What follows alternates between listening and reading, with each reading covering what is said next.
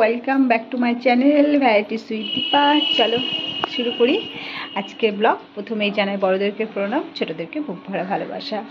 তো অনেক দিন পর আজকে একটা ব্লগ নিয়ে এসেছি। ব্লগ বলো, রেসিপি, এটা মানে একটা নতুন রেসিপি নিয়ে এসেছি। মানে সকালবেলা আমি কী করে তাড়াহুড়ো করে রান্না করি সেটা তোমাদের সাথে শেয়ার করতে চাই।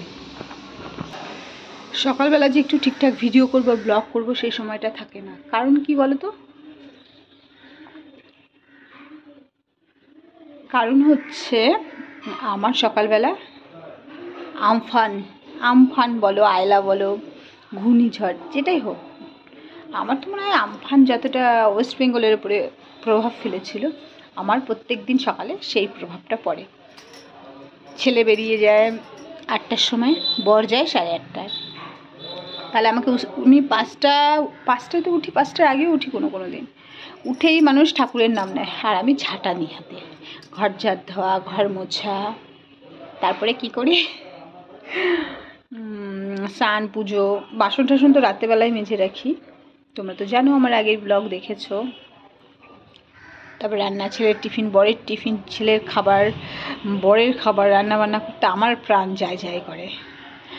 তো যাই হোক, সেভাবে তোমাদের সাথে ভালো করে আমি, যেহেতু আমার সকালে রান্না হয়ে যায়, রেসিপিটা ঠিকঠাক করতে পারি না, কারণ ক্যামেরা ধরবো না তাড়াহুড়ো করবো বুঝতে পারি না। তো যাই হোক, যেমনই হোক করার চেষ্টা করেছি। তোমরা ভাবছো আমি দরজার সামনে দাঁড়িয়ে কেন কথা বলছি, কারণ আমার বর গেল, তাই আমি দরজাটা বন্ধ করতে এসেছি আর তোমাদের সাথে কথা বলছি। চলো রেসিপিটা শুরু করা যাক। কেমন হয়েছে, কি হয়েছে, আজকে আমার বর পমফ্রেট মাছ এনেছে, দিয়ে সেই পমফ্রেট মাছ আমি রান্না করেছি কীভাবে, চলো শেয়ার করি। রেসিপিটা দেখে নাও, ভিডিওটা স্কিপ না করে সম্পূর্ণ ভিডিওটা দেখো। ভালো লাগলে লাইক, শেয়ার, কমেন্ট অবশ্যই করতে ভুলো না। Thank you very much. চলো ভিডিওটা কন্টিনিউ করো। তোমরা ভাবছো দুটো মাছ? না গো, দুটো না, 5 পিস মাছ ভাজা বসিয়ে দিয়েছি, যেহেতু ক্যামেরা করা হয়নি বলে এখন ক্যামেরা করছে, ভুলে গেছিলাম। কারণ এদিকে তো কত ব্যস্ত সকালবেলা, তোমরা যদি আমার ভিডিও দেখে থাকো তাহলে তো জানোই কীরকম বিজি থাকি আমি। সকালবেলাটা ক্যামেরা ধরার কথা মনে থাকে না, কারণ 8টার মধ্যে সব রান্নাবান্না কমপ্লিট করতে হয়, তার মধ্যে 40 মিনিট মিনিমাম ছেলেকে দিতে হয়। ছেলেকে তোলানো, ব্রাশ করানো, তারপরে খাওয়ানো, টিফিন রেডি করা, ওকে ইউনিফর্ম পরানো, দেরি হয়ে যায়। দেখো মাছগুলো লাল লাল করে ভেজে তুলে নিয়েছি। ওই তেলের মধ্যে আমি কালো জিরেটা আমি ব্যবহার করি, কারণ আমার কালো জিরেটা আমার খুব পছন্দের একটা মানে গোটা মশলা। তার মধ্যে দেখো একটু দারচিনি, একটা এলাচ, একটা শুকনো লঙ্কা, তেজপাতা সব কিছু দিয়ে একটু ভাজা ভাজা করে নেব। যখন মশলা ভাজার একটা সুন্দর গন্ধ বেরোবে, তখন ওর মধ্যে আমি একটা চেরা কাঁচা লঙ্কা দিয়ে দিলাম, দিয়ে কিছুটা টমেটো কুচি দিলাম। টমেটো কুচিটা একটু তেলের মধ্যে নাড়াচাড়া করে নিলাম। আর এর মধ্যে দেখো আমি গুঁড়ো মশলা, যেমন নুন, হলুদ, তেল, জিরে গুঁড়ো, ধনে গুঁড়ো, লঙ্কা গুঁড়ো সব একসঙ্গে মিশিয়ে ওটা জলের মধ্যে দিয়ে দিচ্ছি। থালাটা ধুয়েও আরেকটু জল দিয়ে দেবো, দিয়ে ওটাকে একটু নেড়ে চেড়ে তেলের মধ্যে কষিয়ে নেব।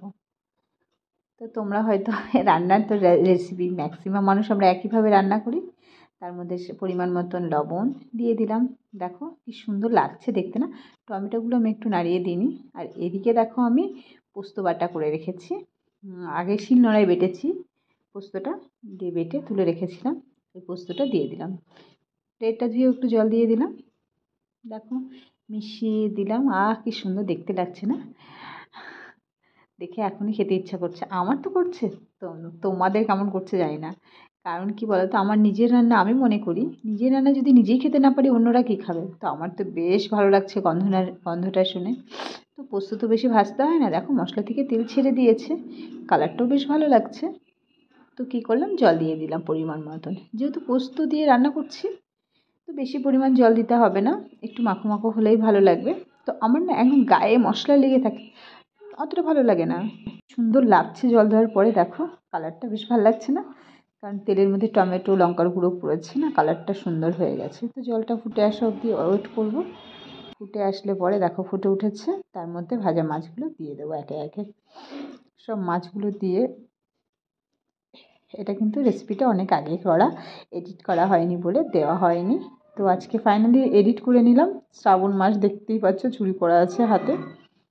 তো শ্রাবণ মাস বেরিয়ে গেছে, এটা ভাদ্র মাসে আমি পোস্ট করছি।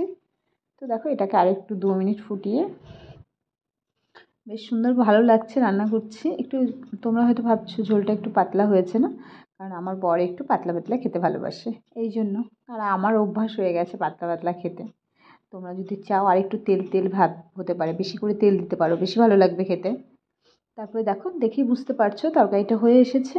তার মধ্যে আমি চেরা কাঁচা লঙ্কা দিলাম, কাঁচা পাকা। একটু সর্ষের তেলও দিয়ে দিলাম, কারণ সর্ষে পোস্ততে না একটু সর্ষের তেলটা দিলে বেশ ভালো লাগে।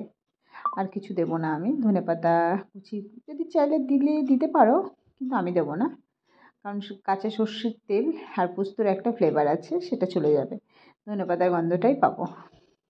এটাকে নামিয়ে পরিবেশন করতো। এবার এদিকে তো দেখো 8টা বেজে গেছে। আজকে রান্নায় আমার এতদিন লেট হয়ে গেছে, বরের স্কুলে যাওয়ার সময় হয়ে গেছে। কি করব, চটপট রান্না নামিয়ে নিলাম, বরকে একটা কিছু দিয়েই মাছের তরকারিটা দিয়ে খেতে দিলাম। তো দেখো নামিয়েও নিয়েছি। কতটা অপূর্ব লাগছে দেখতে, শুধু দেখতে অপূর্ব না, খেতেও দুর্দান্ত হয়েছে।